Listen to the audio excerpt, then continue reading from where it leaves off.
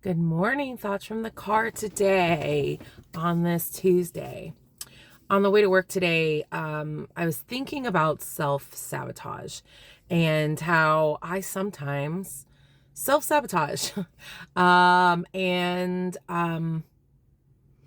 a business goal or relationships or career things that we're doing, projects we work on, ideas that we have, goals that we have for ourselves, whatever those goals may be, sometimes we self-sabotage. And I think to prevent self-sabotage becoming something that we do as a pattern of behavior, it's important for us to understand where the self-sabotage is coming from and understand that we have the power to overcome and prevent self-sabotage. So first of all, what is self-sabotage? It is when we hinder our own progress or success. Again, whether it's in a relationship, towards a goal, something for our career, a business goal that we might have, whatever it is that is like the goal that we have for ourselves, the thing that we want to do, that where we want to arrive. And this can also be for our own self-development, personal development, weight loss goals, like whatever the goal is. When we do things that sabotage us by ourselves, it's self-sabotage. And this is a common part of the human experience. And it's not something that we need to be ashamed of or feel guilty about, but it is something that we can become more aware of. The problem with self-sabotage is that it prevents us from meeting our goals, right? And prevents us from feeling like our favorite selves. But it also manifests into procrastination in other ways and unhealthy habits that can morph from not just the goal that we have for ourselves, but it can bleed over into other areas of our life and cause mass destruction in every area of our life, rather than just that one thing that we're self-sabotaging against because we want to meet the goal, but there are other things hindering it. So understanding why we want to self-sabotage and where self-sabotage comes from, and identifying those things will help us overcome so that we're not in unhealthy behaviors that literally affect the entire rest of our life. So common reasons why we self-sabotage. The first one is because a big one is the fear of failure. The fear of failure oftentimes will make us not want to move, and we get into that freeze mode because we don't want to fail. We don't want to disappoint people. This is especially true for people who are people pleasers, because the fear of failure is oftentimes that we're not going to meet the expectations from others and we're going to receive judgment, which leads us to self-doubt and avoidance of wanting to continue towards whatever it is we're doing. So the fear of failure is I would say, one of the biggest reasons why we self-sabotage. As someone who is a recovering people pleaser, I can attest to this, that I don't want to fail. On the Enneagram, I'm a 3-wing 2. And the 3 in the Enneagram loves success. And so one of our biggest fears is failure. We don't want to fail. So oftentimes fear, especially of failure, will keep us frozen from actually moving forward when we are completely capable of whatever it is, but we're afraid of the judgment and criticism from others, because we're not going to meet an expectation either for ourselves or that others put down there for us. And this is a part of what I would say the second thing is, which is perfectionism. So perfectionism is we're always striving for unrealistic goals for ourselves, right? Perfectionism leads us to having unrealistic standards for ourselves and others. And this makes it super difficult for us to achieve our goal, because we're making these goals that are they're not possible a lot of times. Or it's like the timing of it. It's not that the actual thing maybe was not possible, but maybe the timeline that we've given ourselves, because we feel like in order to do the thing, like we have to do it within this perfect amount of time. If we can't do it in that perfect amount of time, then we are a failure, right? So we want to have that perfectionism.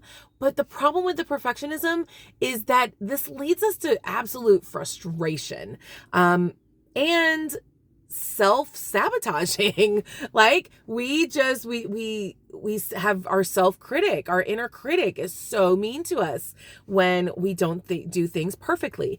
And this oftentimes comes from criticism when we were children for not doing something correctly. So we realize that in order to receive love or to receive the thing that we need or want, is we feel like we need to be perfect. We need to do not be wrong. We can't be wrong on anything. So perfection is the requirement. And the problem with all of that is that this all leads to a lack of self-belief. Eventually we stop believing in ourselves. And that's the next reason why we self-sabotage, is that we have a lack of self-belief, become low self-esteem. This hinders us the ability to be able to risk when we need to risk in order to have growth, because growth requires risk. And when we don't believe in ourselves, when we have a lack of self-esteem, lack of belief in self, we self-sabotage by not risking when we actually need to risk in order to grow, to reach like the next level of whatever it is we're trying to attain within our goals, whatever that is, whether it's relationally, a business venture, in our careers, if it's like a personal goal, such a personal growth goal, like healing, going to therapy, healing emotional hurts and wounds, weight loss goals, physical goals that we have for ourselves. We self-sabotage because we end up not believing in ourselves because of the fear and because of the perfectionism that we feel like we have to bring to the table.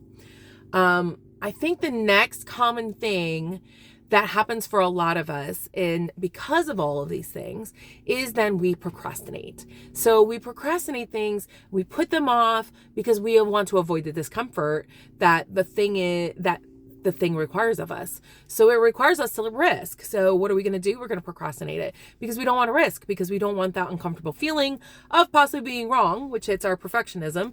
And we don't want to be wrong because we hate the fear of failure, because we're people pleasers, right? So when we self-sabotage and we start procrastinating, we don't like the uncertainty. That's what procrastination is we don't like the discomfort of the uncertainty of what's going to happen. So we just say, I'm just not going to do it. If I don't do it, then I can't make the mistake, right? And so procrastination, I think, is a huge common thing that many of us do that hurts us. And then something that kind of goes along with everything else we're talking about is negative self-talk. We are our own worst enemies oftentimes when it comes to negativity for ourselves. We are our worst cheerleaders oftentimes, and this is where we self-sabotage, because we become our worst critic, and we end up undermining the skills and abilities that we have because we lack confidence, right? And so when we lack confidence, we talk down to ourselves instead of affirming ourselves. Instead of remembering all the things we can do that we are capable of, we end up talking down to ourselves because we don't believe in ourselves. That goes back to what we were talking about before, where we lack a self-belief. And so we're so mean to ourselves. Just, I don't know about you guys. I've talked about my rude brain all the time, but my rude brain is so rude sometimes, like just does not believe in me and speaks so negatively to me. And the problem with all of this is that, we self-sabotage and we don't reach our goals. And this oftentimes also leads us into unhealthy habits overall for our total wellness. And when I'm talking about unhealthy habits, I'm talking about like substance abuse, overeating, just not having exercise, not being around people. We hermitize ourselves. And these are just, they're unhealthy things when we do them long term.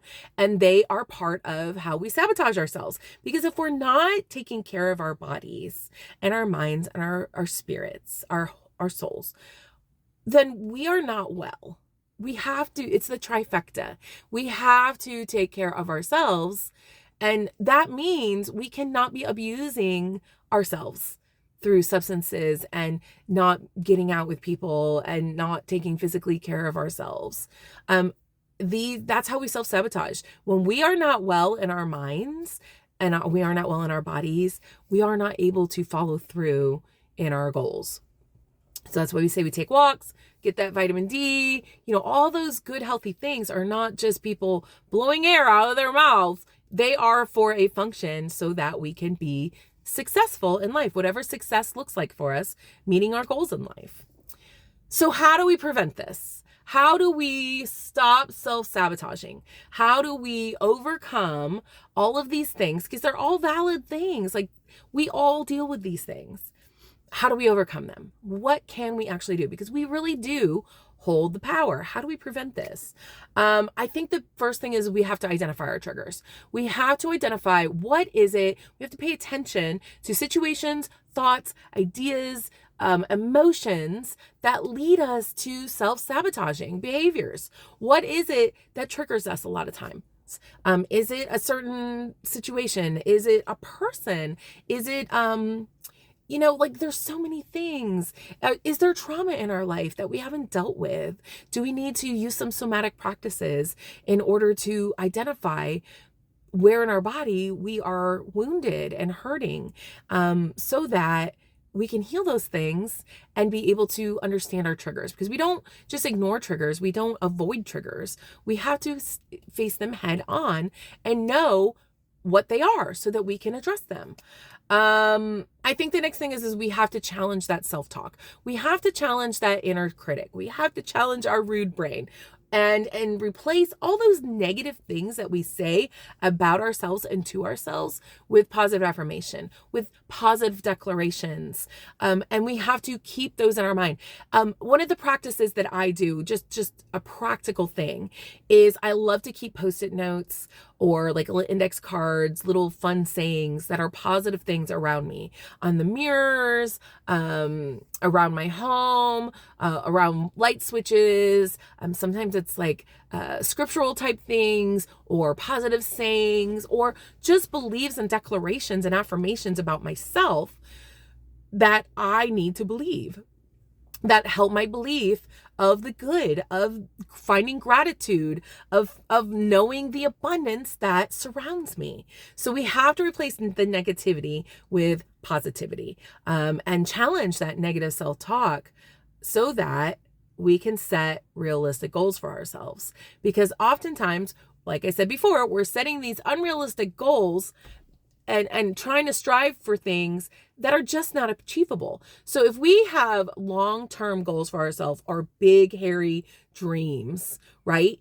We're not going to just achieve them by thinking of that one big thing and trying to just achieve it, and just take that big goal and be like, this is what I'm doing.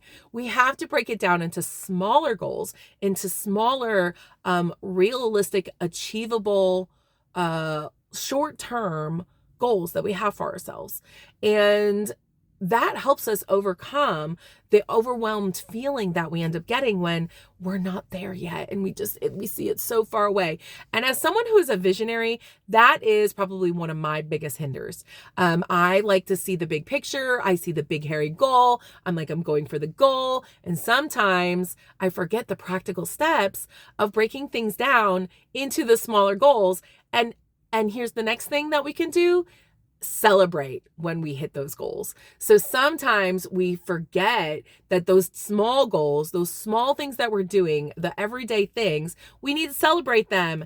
As someone who is converting something that I used to do for a ministry and coaching and shepherding and discipling and mentoring and all those things into a business, I feel so overwhelmed by so many different aspects of this coaching business, because it was something I used to do for free for 15 years. And now I want to be paid for it. And there are so many small steps that I have to do in order to reach that big goal of having my own business and being paid for something I love to do and that I'm really good at and that is part of my calling and purpose in life. And to shift, that big shift, there are smaller things that I need to do, and I need to celebrate them along the way. And going along with that, I think one of the other things we can do to prevent the overwhelm and prevent ourselves from self-sabotaging is having self-compassion. We talk about compassion a lot. We are going to make mistakes. And along the way, I've made so many mistakes already trying to build this business. And it's not because I just don't know things. It's just we make mistakes. We make calculated risks. You know, the whole premises of my business is about bold living and living out loud and living authentically. And you're going to make mistakes, especially when you're living authentically and you're living boldly. You're it's called being human. We are going to make mistakes, and the differences is that we have to have self-compassion and be able to learn from those mistakes and not, beat ourselves down, and then avoid. We beat ourselves down and then we end up avoiding the risks. We end up avoiding things because we can't have compassion for ourselves. And all of this, the next thing that we can do to prevent is to have better self-awareness. So having better self-awareness, again, of understanding our strengths, understanding our weaknesses, understanding and being willing to see our patterns of behavior. That is what awareness is being able to see it and being willing. I think that's a big part of having good self-awareness. I used to meet with a mentor, and my mentor used to say to me all the time, Brianna, you are so self-aware. And she almost intimated that it was like too much self-awareness, because sometimes that's my self-sabotage, is I'm so aware of myself that I end up questioning myself so much instead of just going for things, because I'm over questioning because of the people pleaser, because I don't want to make a mistake and perfectionism, all those kinds of things. I take that self-awareness to the nth degree to where you kind of freeze again. But self-awareness is good, and it helps us grow, and it helps us change and learn and know about ourselves, understand ourselves, see our patterns of behavior. And again, it doesn't mean that we're going to be perfect, that we're going to change everything all at once, but we can move towards that goal. We can move towards that thing that we want to do because we are more self-aware. Something I talk about all the time that helps us prevent is seeking support. So if you have a goal and you just are self-sabotaging yourself, whatever that goal may be, getting a coach is going to help you. That's why I love coaching, because it's things we can do to change and move forward and grow and learn. Seeking support from friends, family, therapy can be a great thing for seeking support to understand our behaviors and our behavior patterns, the internal of why we're doing these things, a greater understanding that. And then coaching, you guys, coaching takes therapy and it just kind of explodes it. All that inner work that you've done, it just explodes it to get you to where you actually want to be. Those actionable steps and accountability, and the support that's needed sometimes to make these big changes that we have in our life and to meet those big, hairy, unrealistic goals that we have for ourselves. I think that another thing is that we have to learn from our mistakes, and we have to learn to manage our own stress. I've talked to you guys about burnout. I went through burnout. And one of the big things that I learned from all of that is how to manage my stress better and taking care of myself. That self-care aspect, that self-compassion aspect is huge. We have to understand our triggers so that when we start getting triggered and stressed and having that anxiety, we know what to do. Meditation, yoga, all these different practices that are really good for us for stress. And again, we have to build our confidence, and we do that by celebrating those small successes. I've already kind of talked about that. We've got to celebrate along the way, because it's not about in goals. I think having that shift in our goals that really helps us to not self-sabotage is that it's not so much about the destination. Yes, we want to reach the goal, right? That's like the thing. But if we can shift and reframe that part of the goal is to enjoy the journey that we're on and grow from that journey and understand it's more about the journey than actually reaching the goal. That shift helps us to not be so stressed, to not have so much anxiety, to not, to not have perfectionism. I think that's the next thing, is avoid perfectionism.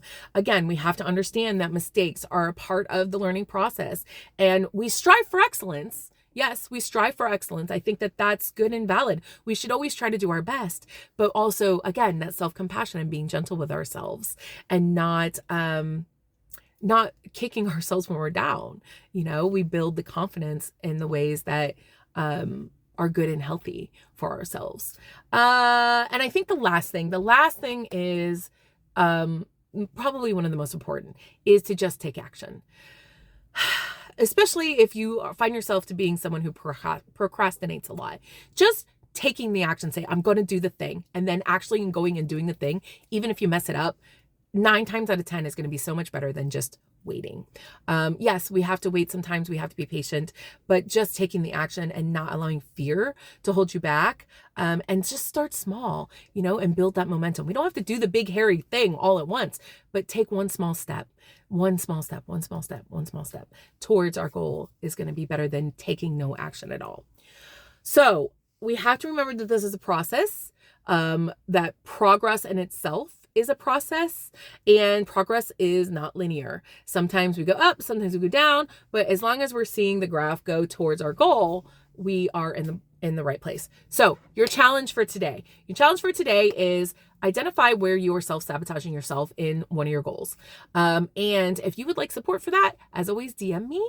And you can also schedule a one-on-one coaching session with me at my website, briannageorge.com. All right, guys, have a great day.